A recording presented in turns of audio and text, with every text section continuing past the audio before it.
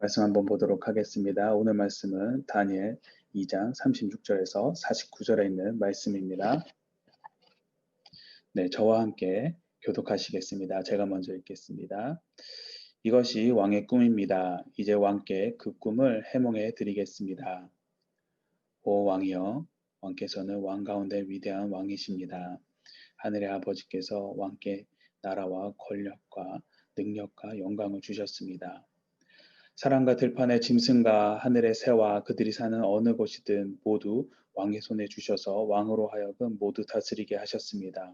곧 왕이 금으로 된 머리이십니다. 왕 위에 다른 나라가 세워지지만 그 나라는 왕의 나라보다 못합니다. 그 다음에 나타날 세 번째 나라는 청동 나라로 온 세상을 다스릴 것입니다. 또 네 번째 나라는 무엇이든 깨뜨리고 부수는 새처럼 강할 것입니다. 그 나라는 마치 새가 무엇이든지 산산조각 내듯 문 나라들을 부서뜨릴 것입니다.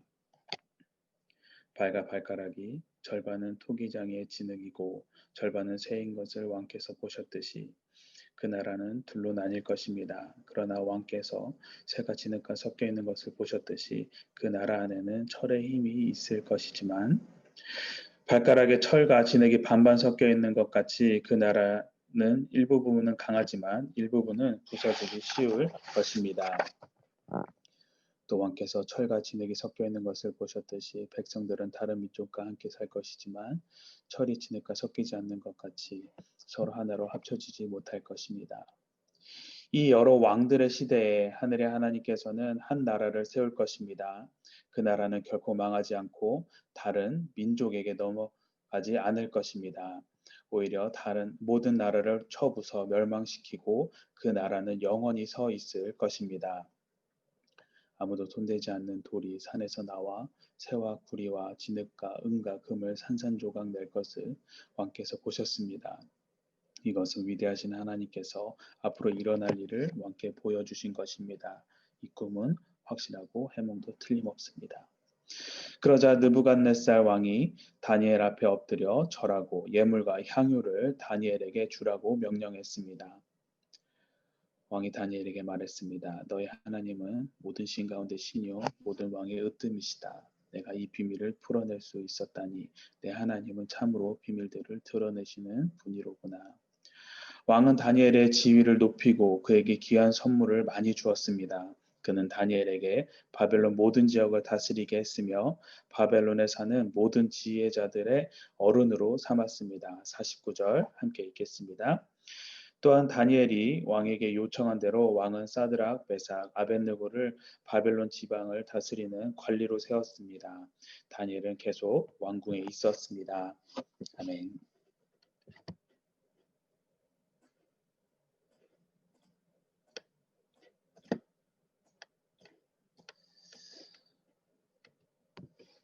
네, 느부갓네살 왕의 꿈꿈에 대한 다니엘의 진술을 담은 어제 말씀에 이어서 오늘은 다니엘의 느부갓네살 왕의 꿈에 대한 그 해석과 그 결과에 대한 내용을 오늘 본문은 담고 있습니다.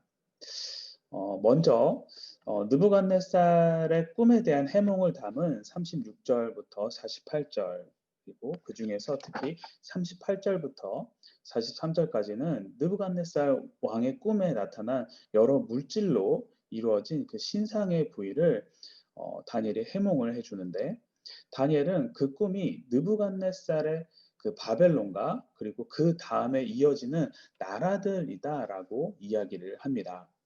그래서 가장 첫 번째 금으로 된 머리가 바벨론 제국의 위대한 당신입니다라고 이야기를 하죠. 그러면서 그 뒤에 이어지는 여러 물질로 이루어진 신상의 부위들은 정확하게 어떤 나라들의 이름은 거론되어서 기록되어 있지는 않습니다. 이 부분에 대해서 학자들은 그 신상의 부위들이 바벨론 이후에 세상, 그 다음 세상부터 나타날 강력한 나라들을 상징한다라고 이야기를 하면서 역사에 나오는 많은 나라들을 비교하면서 해석을 하죠. 그 중에서 많은 분들이 공감하면서 해석하는 내용 중에 하나가 순금으로 된 신상의 머리는 금으로 된 머리는 바벨론 제국, 네, 바벨론 제국을 상징을 하고 그 다음에 나타나는 은으로 된 그 신상의 가슴과 팔은 바사, 그리고 청동으로 된 배와 다리는 헬라, 그리고 강력한 새로 된 종아리는 로마, 그리고 새와 진흙의 혼합은 로마 제국 이후에 나타나는 큰 나라들을 상징한다라고 해석들을 합니다. 자, 그렇다라면은 하나님께서는 느부갓네살 왕에게 준 꿈, 그리고 그 꿈을 다니엘을 통해서 해몽을 통해서 하나님께서 진정으로 이야기하고 싶었던 것은 무엇이었을까? 그냥 부위별 나라가 이렇다라고 이야기하고 싶었던 것일까요? 하나님께서 느부갓네살 왕을 통해서, 다니엘을 통해서, 해몽을 통해서 하고 싶었던 말은 37절에 하늘의 하나님께서 당신 왕께 나라와 권력과 능력과 영광을 주셨습니다. 입니다. 즉, 당신이 지금처럼 승승장구하고 강대해질 수 있었던 것은 당신이 잘나서가 아니라 이 모든 것은 하나님께서 허락하셨기 때문에 가능했다라는 것을 말을 하고 싶었던 거예요.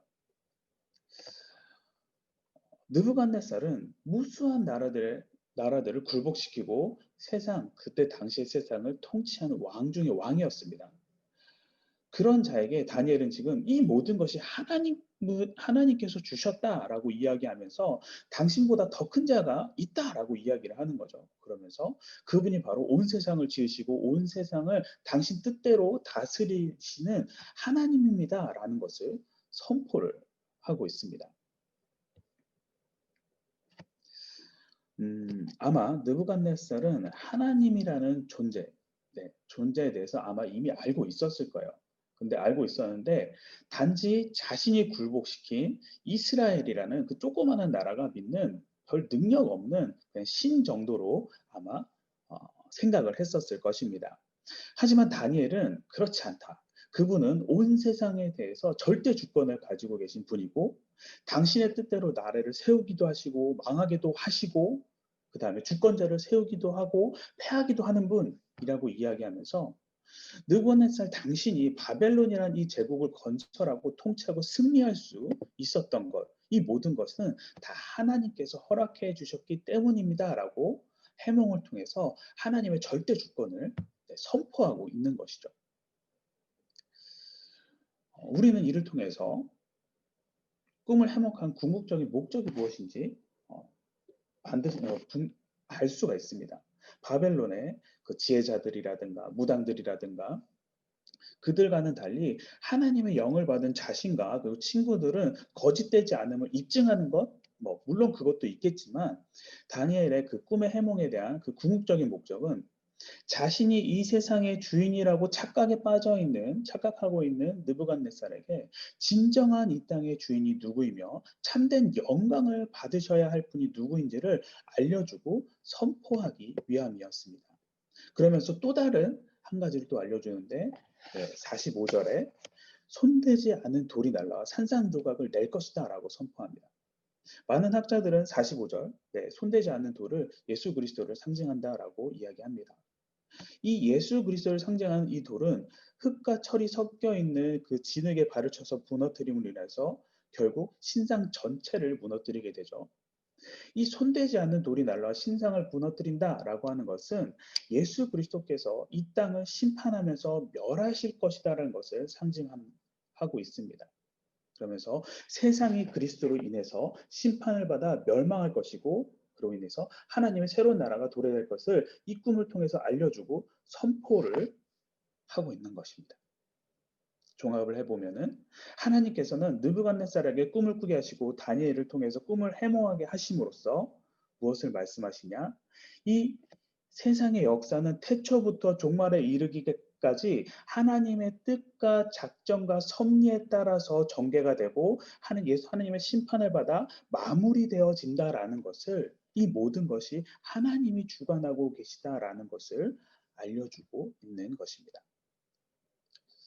자, 그런데 안타까운 것은 하나님께서 성경을 통해서 이렇게 우리들에게 다 말씀을 하시고 알려주셨는데도 많은 사람들은 이 모든 역사의 전개가 우연한 사건의 영속적으로 일어났기 때문에 그것이 맞물려서 전개가 됐다라고 생각하거나 또는 특정 인물들, 그 영웅적인 인물들로 인하여서 세상이 움직였다라고 생각을 한다라는 것입니다. 오늘의 그 느부갓네살 왕이 그런 인물이죠. 바벨론 제국을 부흥케 한 영웅적인 인물입니다.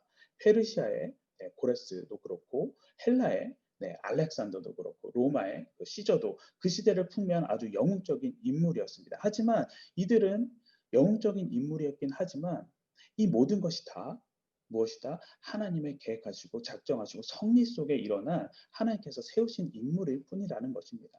하나님이 그렇게 할 수 있도록 계획하시고 능력을 주셨기 때문에 가능했던 것이죠. 하나님은 모든 역사의 방향과 결과까지도 이미 다 작정을 하시고 그 작정에 따라 역사를 전개하시고 그 필요에 따라서 사건을 만드시기도 하시고 인물을 세우기도 하십니다. 오늘 다니엘의 꿈 해몽을 통한 이 예언이 하나님께서 역사의 주관자이심을 분명하게 드러내주고 있습니다. 그러면서 단지 하나님의 계획에 따라서 세움을 받은 등장인물들이 있다라는 것입니다. 역사는 하나님으로부터 시작하여서 앞으로 하나님으로부터 끝이 날 것입니다. 이것은 단지 큰 나라와 이 시대적인 배경에만 국한되어 있는 것이 아니라 그 시대를 살아가고 있는 지금 우리들에게도 똑같이 적용이 됩니다.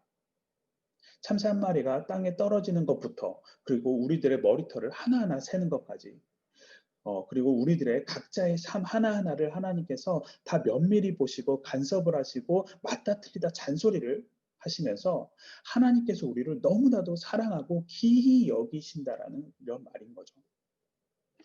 이 세상의 역사는 우연의 산물이나 특별히 인간의 욕망에 따라서 좌지우지 되지 않습니다. 전지전능하시고 선하시고 그다음에 신실하신 공의하신 하나님께서 자신의 구속사를 이루고자 섭리하시고 계획하신 것에 따른 결과입니다. 특별히 하나님께서 하나님의 자녀된 우리들을 중심으로 이 역사를 전개하고 계십니다. 우리는 이러한 진리, 이러한 사실을 잊지 않고 항상 하나님의 뜻을 헤아리며 우리는 살아가야 하는 것이죠. 다니엘의 이 꿈의 해몽을 이제 느부갓네살이 다 들었습니다. 자, 이 꿈의 해몽에 대한 듣고 느부갓네살은 어떤 반응을 보입니까? 전혀 예상치 못한 행동을 보입니다. 원래 느부갓네살이 좀 독특한 사람이긴 한데 이번에 보인 반응은 정말 예상 밖이죠. 그 자리에서 어떻습니까? 네, 엎드려서 다니엘에게 절을 하고 예물을 주고 그러면서 하나님을 경배하는 모습을 보입니다. 느부갓네살의 이러한 행동을 생각해 보면 이 느부갓네살이 보인 반응은 아마 다니엘에 대한 존경에 대한 표시가 포함이 되어 있을 뿐만 아니라 이전까지 자신을 얽매이고 자신이 풀지 못한 문제, 그 꿈을 꾸면서 해계망측한 그 꿈을 얼마나 괴로웠겠어요. 이로 인한 그 스트레스를 다니엘의 해몽으로 인하여서 모두 시원하게 날려버렸기 때문일 것이라고 생각을 합니다. 일명 다니엘의 해몽이 그에게는 사이다 같은 존재인 거죠.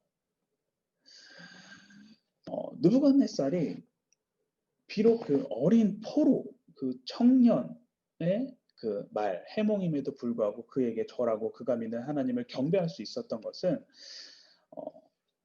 다니엘이 그 제국의 그 왕 앞에 정말 까딱 잘못하다가는 잘못 말하가는 죽을 수도 있는 그런 상황임에도 불구하고 다니엘이 그 앞에 서서 그 해몽을 할 때의 모습을 보고 아마 압도를 당했을 것 같습니다. 당당하고 기품 있게 하나님의 말씀을 전하는 다니엘의 모습.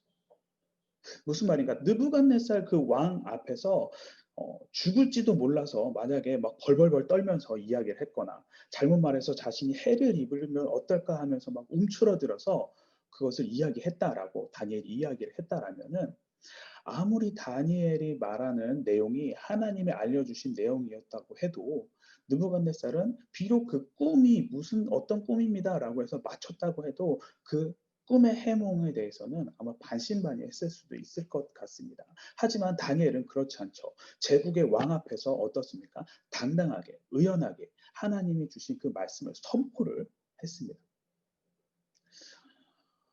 다니엘이 그럴 수 있었던 것은 무엇입니까? 다니엘은 믿고 있었기 때문이다. 무엇을 믿고 있습니까? 바로 전지전능하신 하나님께서 당신 자신의 곁에서 계심을 믿고 그것을 믿고 당당하게 해야 될 말을 하나님께서 하신 말씀에 온전히 순종해서 선포를 한 것입니다.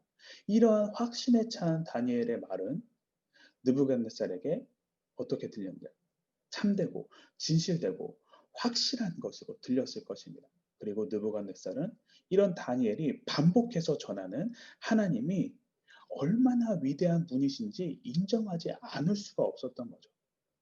그래서 47절에 보면은 이렇게 고백을 하죠. 너희 하나님은 신 가운데 신이다. 그러면서 위대한 하나님, 그 신 가운데 신인 하나님의 대변자 다니엘에게 절을 하고 예물을 드렸던 것입니다. 사랑하는 성도 여러분, 우리들은 어떻습니까? 하나님의 그 말씀과 진리를 전할 때 우리는 어떠한 자세로, 어떠한 모습으로 사람들 앞에 서 있을 때가 많은가요? 혹시 부끄러워하거나 두려워하거나 위축된 모습으로 하나님을 전하고 있지는 않습니까? 우리가 잊지 말아야 할 것은 하나님께서 이 땅을 창조하시고 다스린다라는 것입니다. 주권자이세요.